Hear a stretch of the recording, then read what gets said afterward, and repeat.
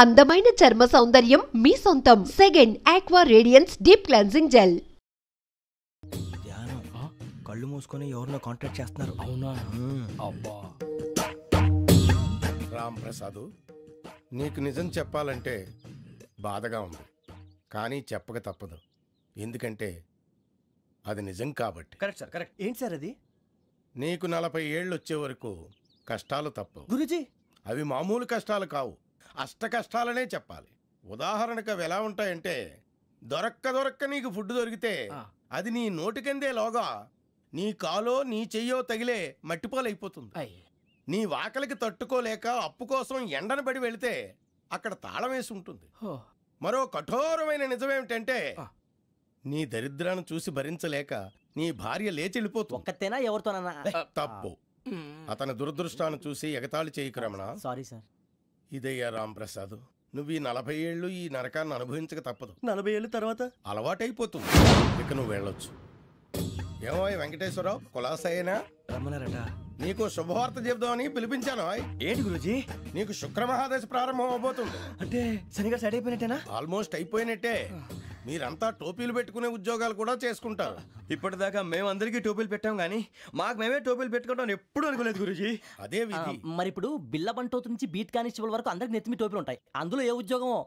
SI గారు కూడా టోపీ పెట్టుకుంటారు తెలదా? ఏది మన చదివే చదువులకు ఎస్ఐ ఉద్యోగాలు ఇస్తారేంటి? గ్రహాలు శాసిస్తున్నప్పుడు చదువులతో పని లేదు. ఏబిసిడీలు చదివినా చాలు మీ జీవితాలు విచిత్రమైన మలుపులు తిరుగుతాయి. మీకు విపరీతమైన ఫాలోయింగ్ వచ్చేస్తుంది. మీరు చాలా ఫేమస్ అయిపోతారు. వింటానికి చాలా బాగుంది. ఇప్పుడు మమ్మల్ని ఏం చేయమంటారు గురూజీ? ఏమీ చెయ్యదు, వెయిట్ చేయండి. కాలం కలిసి వస్తే అదృష్టమే మిమ్మల్ని గేలం వేసి పట్టుకుంటుంది. అంతవరకు వెయిట్ చేయండి. వెయిట్ చేసి కొంచెం వెయిట్ కూడా పెరిగింది. అయినా పర్వాలేదు, వెయిట్ చేస్తాం. అందాక ఏ అప్పు సపోర్ట్ చేసుకుని తాగుతాం, బ్రతుకుతాం అన్నట్టు. అప్పు అంటే గుర్తొచ్చింది, అప్పు మీద మీ అభిప్రాయం ఏంటి గురూజీ? ఏంటరా ఇంత నుంచి మీకు ఎదుగుతున్నాను రా. ఇక్కడేం చేస్తున్నారు? మన టైం బాగుందిరా. ఎవడన్నా అప్పిస్తున్నాడా ఏంటి? కాదురా, ఉద్యోగాలు ఇస్తారమ్మన్నాడు గురూజీ. చూసారా, చౌదరిగా చెప్పింది నిజమే. మరి శుక్రమాదేశ్ మొదలైంది. ఇంతకీ ఎవరా మహానుభావుడు? నమస్కారం. నమస్తే.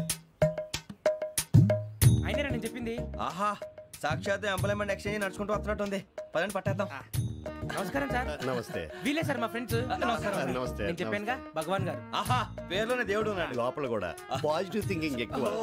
ఇంతకీ మీరు ఇండియానా చైనీసా? India sir. మా ఫేస్ చూస్తారు అనిపించలేదు మీకు? భలే కామెడీ ఫీల్ ఉన్నాడు. నేను అడిగేది ఇండియన్ రెస్టారెంటా చైనీస్ రెస్టారెంటా అని. నేనేది ఓపెన్ గా డిస్కస్ చేయను కదా. పేరు చూసుకుల్లో డిస్కషన్ పెడతాడు అనుకుంటే వీటేంట్రా హోటల్ అంటున్నాడు. బాబు ఎట్ ఫీల్ అవుతున్నాడు. అంతా మీ ఇష్టం ఉంటున్నాడు సార్. ఫస్ట్ చైనీస్ రెస్టారెంట్ కి వెళ్దాం. నెక్స్ట్ అక్కడ డిసైడ్ చేద్దాం. చాలా ఇబ్బంది పడుతున్నట్టున్నారు. నువ్వు చేత్తో తినే బాబు. నేను జనరల్ గా చైనీసే ప్రిఫర్ చేస్తాను. ఫ్యాట్ కంటెంట్ తక్కువ ఉంటది కదా. రేపు నుంచి మేము కూడా ఇదే ఫాలో అవుతాం. ఇంతకీ మీకు స్టీల్ ప్లాంటా, షిప్ యార్డా, ఏషియాడా, జింక, బంక, హెచ్పిసిఎల్.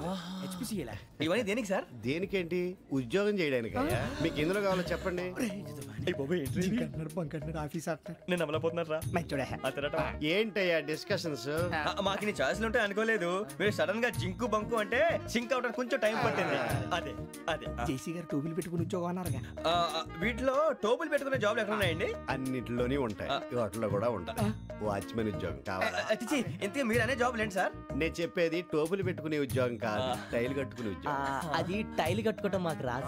వాళ్ళు కడతారులే. ఇంతకీ మీకు జిఎం కావాలనా, ఏ జిఎం కావాలనా? అట్లా పిలుస్తున్నాడు చూడు బాబు. జిఎం అడిగితే ఎలా ఉంటుందంట? ఏజీఎం అంటే వెంటనే కొంచెం పెద్దదిగా ఉంది. ఏజీఎం ఇప్పించండి సార్. అనుకున్నాను నువ్వు ఇది అడుగుతావని. జిఎం అంటే జనరల్ మేనేజర్, ఏజిఎం అంటే అసిస్టెంట్ జనరల్ మేనేజర్. తూచండి, మాకు జిఎంఏ కావాలి సార్. అది సరే కానీ భగవాన్ జీ, ఈ ఉద్యోగాలకి టోపులు పెట్టుకుని వెళ్ళొచ్చా? నీ ఇష్టం వచ్చినట్టు వెళ్ళొచ్చమ్మా. అయితే నాకు జింక్ లో నాకు స్టీల్ ప్లేట్, నాకు బంకులో గానీ.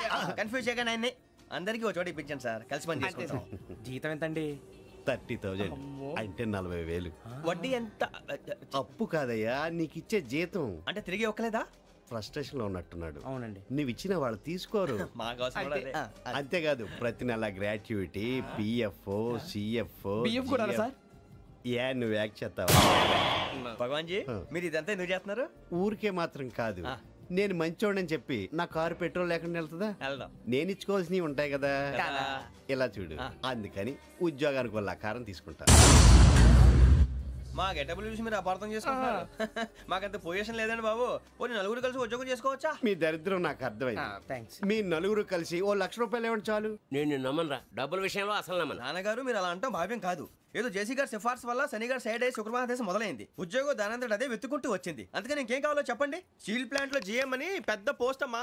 జీతం 30,000, నెల నెల ప్రమోషన్లు, సిఎఫ్లు, డిఎఫ్లు, పిఎఫ్లు, బిఎఫ్లు. ఇవన్నీ నువ్వు చదివిన చదువుకే? అబ్బాబే దీనికి చదువుకి సంబంధం లేదండి. చెప్పాను కదా శుక్ర మహాదశ. అది దాని పవర్ అనుకోండి, ఎఫెక్ట్ అనుకోండి. ఈ రోజుల్లో కూడా గ్రహాలు అబ్బా ఏంటండి వాడన్న ప్రతిదాన్ని ఇలా కొట్టి పడేస్తారు. చిన్నప్పటి నుంచి లక్షల పోస్ట్ చదివించారు. అమ్మా నువ్వు లేని పోనీ పెట్టుకో. లక్షలు ఎక్కడైనా ఊరుకోరా, మాట వరుస కదాలే. ఒక 25,000 ఇస్తే వాడి జీవితం సెటిల్ అయిపోతుంది అంటున్నాడుగా. అంతగా ఆలోచిస్తారేంటండి? అమ్మా నాకు ఉద్యోగం రాగానే మీ అందరూ స్టీల్ ప్లాంట్ షిఫ్ట్ చేస్తానే. ఓకే నువ్వు చెప్పేదంతా కరెక్టేనా? నాన్నగారు మీకు అంత అనుమానం అయితే ఇవ్వకండి. సర్లే, ఇప్పటికిప్పుడు అంత డబ్బు అంటే కష్టం గానీ నా కెనటిక్ హోండా అమ్మాలి. నాకు తెలుసు మీరు ఆ నిర్ణయం తీసుకుంటారని, అందుకే పార్టీని పట్టుకొచ్చాను. బయట వెయిటింగ్.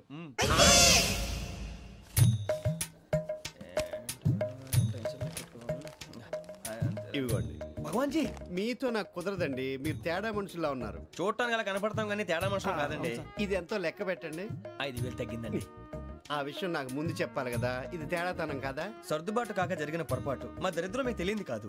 మీ ప్రాబ్లమ్స్ నాకు అనవసరం అండి. ఇప్పటికే మీ మూలంగా 3 లక్షల బొక్క తెలుసా. మీరు ఫేస్ అంత చిరాగ్గా పెట్టకండి. రే ఆ గొలుసేవరా, తొందరగా ఎవరా, ఆయన కోపం వస్తుంది. ఇదిగో తీసుకోండి. తీసుకోండి ప్లీజ్. భగవాన్ గారు తీసుకోండి సార్ ప్లీజ్. భగవాన్ గారు మీ కోపం తగ్గిందా? కోపం కాదు వెంకటేశ్వర గారు, ఎందుకో మోసాన్ని భరించలేను. అది నా బలహీనత. ఇవన్నీ వదిలేయండి, ఇంకోసారి పొరపాటు జరగదు. మేము ఎప్పుడు జాయిన్ అవ్వాలో చెప్పండి, కొత్త బట్టలు కొనుక్కోవాలి. మీరు ఆ పనిలో ఉండండి. పొద్దున్నే గుడికి వెళ్ళి 9:30 కల్లా, మొన్న వచ్చారే ఆ ఆఫీస్కి వచ్చేయండి. మీ అపాయింట్మెంట్ ఆర్డర్స్ రెడీగా ఉంటాయి. 8:30కి వచ్చేస్తాం. మీరు వచ్చిన వాళ్ళ తలుపులు తీరు. మీ కంగారు నేను అర్థం చేసుకోగలను. ఇంతకాలం పని లేక స్తంభించిపోయిన మీ జీవితాలు ఇక నుంచి వేగం పుంజుకుంటాయి. ఆయన ఉన్నారా? ఎవరు? భగవాన్ గారు. మీరెవరు? ఆయన క్లోజ్ ఫ్రెండ్స్. సరే లోపల రండి. పదా సార్ వీళ్ళు భగవాన్ క్లోజ్ ఫ్రెండ్స్ అంటారు. సరే నువ్వు వెళ్ళి నేను మాట్లాడతా. సార్ మీరంతా భగవాన్ స్నేహితులా? అవును, అలాంటి స్నేహితులు ఉన్నందుకు గర్వపడుతున్నాం. సరే ఏంటి సంగతి? ఏముంది, మా అపాయింట్మెంట్ ఆర్డర్ చేస్తే పట్టుకులు చేరిపోతాం. ఈ రోజు గురు పౌర్ణమి, మంచి రోజు. అపాయింట్మెంట్ ఆర్డర్ ఏంటి? మీకు అందాల్సిన నీకు అందనట్లేదు. ఏంటది? ఏంటంటావేంటి? ఒక్కోడు 25,000 ఇచ్చాం. భగవాన్ గారి హెల్పింగ్ నేచర్ కాబట్టి తక్కువ రేటుకి ఒప్పుకున్నాడు. ఇంతకీ ఇది ఏ ఆఫీసో మీకు తెలుసా? తెలుసుకోవాల్సిన అవసరం మాకు లేదు, కానీ చెప్పాల్సిన అవసరం మాకుంది. యాంటీ కరప్షన్ బ్యూరో అంటే అవినీతి నిరోధక శాఖ. లంచం తీసుకోవటమే కాదు, ఇవ్వటం కూడా నేరం. మీ భగవాన్ గారు ఒక 420. మా బాబుకి ఎన్ని తిట్లు వచ్చిన విషయం నిన్నే తెలిసింది నాకు. ఇంతవరకు మా బాబు నా ఒట్టుమే చేయలేదని మీ అందరితో గర్వంగా చెప్పుకునేవాడిని. ఫస్ట్ టైం మ్యాన్ హ్యాండింగ్ రికార్డ్ దొబ్బింది. 5,000 తక్కువ నా గోల్ చెలుగు లాగేస్తున్నాడు. అరే కోపడకండి రా, వాడు ఇక్కడే దొరుకుతాడని మా ఫ్రెండ్ చెప్పాడు. తొక్క దొరుకుతాడు. జింక్ లో కావాలనా, బంక్ లో కావాలనా, స్టీల్ ప్లాంట్ లో కావాలనా, షిప్ యార్డ్ లో కావాలనా? అంటే ఎక్కడ పడితే అక్కడ ఇప్పిస్తారా సార్? ఎక్కడ పడితే అక్కడ, ఎలా కావాలంటే అలా చేసుకుందాం. ఇబ్బంది ఏమీ లేదు. ఆపరేషన్ లో కావాలనా? అవి గేమ్స్ కదా సార్. ఆ స్పోర్ట్స్ కోటా లేవయ్యా. ఏమైంది సార్? ఉద్యోగాలు ఇప్పించమని ఎంట పడుతున్నారు. నువ్వు టచ్ లో ఫోన్ చేయ.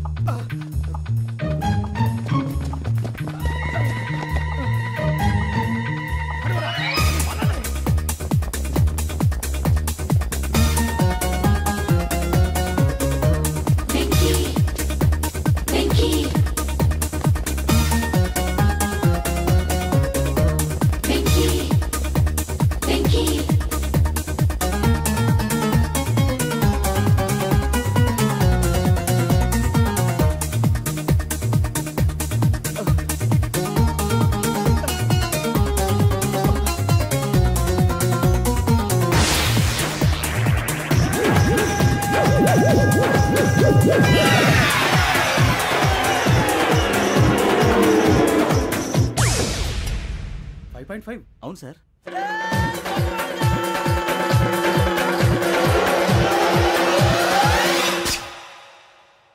గ్రేట్.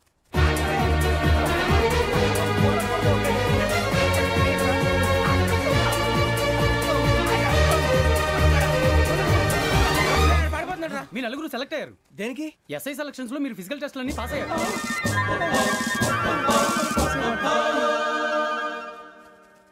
కానీ మేము అప్లై చేయలేదు సార్. అప్లై చేయలేదా? చేయి వదలకండి సార్, కాలు పట్టుకోవాల్సి వస్తుంది. రాగరాకు వచ్చిన అవకాశం. సరే, మీరంతా డిగ్రీలు పాస్ అయ్యారా? ఎప్పుడో.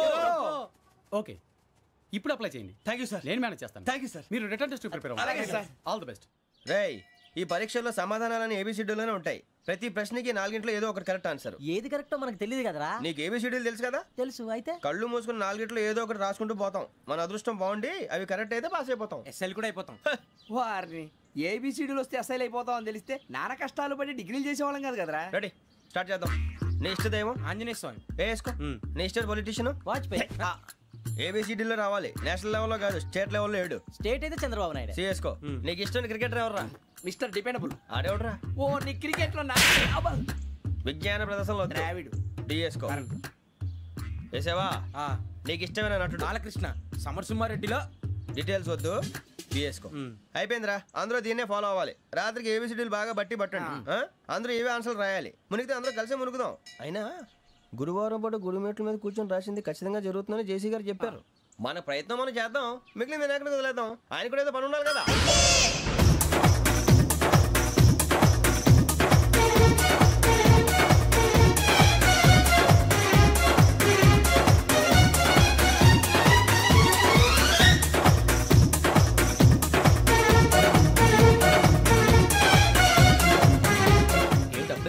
మేము దేవుడిని నమ్ముకున్నాం, అందుకే ఫాస్ట్. వాళ్ళు నమ్ముకున్నారు, అందుకే లేట్. అర్థం కాల. మా కాన్సెప్ట్ నీకు అర్థమైతే గుండాకి సత్తావు. వస్తా.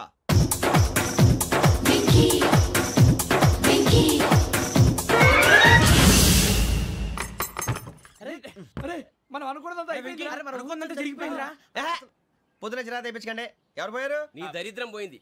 నువ్వు ఎస్ఐ ట్రైనింగ్ సెలెక్ట్ అయ్యావు. అన్న తండ్రి నేనే నమ్మలేదు, వాళ్ళు నమ్మారు. నాన్న నోరు తెరవరా. వాడు ఇంకా మొహం కడుక్కోలేదమ్మా. వాడికి ఏం కొత్త కదమ్మా, నువ్వు పెట్టవే. అమ్మా, చాలా సంతోషంగా ఉంది. ఈ సంతోషాన్ని వెంటనే చౌదరి గారితో పంచుకోవాలి. ఎవడన్నా సంతోషాన్ని కన్నవాళ్లతోటో కట్టుకున్న దాంతోనో పంచుకుంటాడు. నువ్వు మాట్లాడితే దరిద్రుడు జేసీ గారితో. నాన్నగారు, మీకు 1,00,000 సార్లు చెప్పానే అనొద్దని. నేను ఈ రోజు పొజిషన్కి వచ్చానంటే ఆయనే కారణం. జగదాంబ చౌదరి గారు అంటే దైవాంశ సంభూతుడు. అయితే వెళ్ళి అదే వెళ్ళి ఆయన కాళ్ళమివ్వడు. మీరు మామూలు మనుషులు కాదు స్వామి. టోపీలు పెట్టుకుని ఉద్యోగాలు వస్తాయన్నా, అలాగే జరిగింది. ఏబిసిడీలు వస్తే చాలన్నారు. చివరికి వాటిలతోనే ఉద్యోగాలు తెచ్చుకున్నాం. ఇందులో నాదేముంది? మీ గ్రహాల మూమెంట్ అలా ఉంది. అలా అనకండి, ఆ గ్రహాలు అలా మూవ్ అయ్యేలా చేసింది మీరే. వెంకీ, ఈ ప్రయాణంలో నీకు ఇంకో ప్రయోజనం కూడా ఉందయ్యా. వీళ్ళందరూ ట్రైన్ యాక్సిడెంట్ లో పోతారా స్వామి? కాదయ్యా, ఈ ప్రయాణంలో నీకు అందాల రాశితో పరిచయం ఏర్పడుతుంది. ఆ పరిచయం ప్రణయంగా మారి వివాహానికి దారితీస్తుంది. స్వామి, మాకు పొజిషన్ లేదని ఊళ్ళో లేడీస్ అందరూ చాలా చీప్ గా చూస్తున్నారు. ఎలారా బాబు అనుకున్నాను. చల్లటి వార్త చెప్పారు. మరి మాకు మీకింకా కొంతకాలం బ్రహ్మచర్యం తప్పదు. వీళ్ళకి ఇప్పుడు అప్పుడే తొందరగా ఉందిలేండి. మేము బయలుదేరుతాం స్వామి. మిక్సల్ టచ్ లో ఉంటాం. శుభ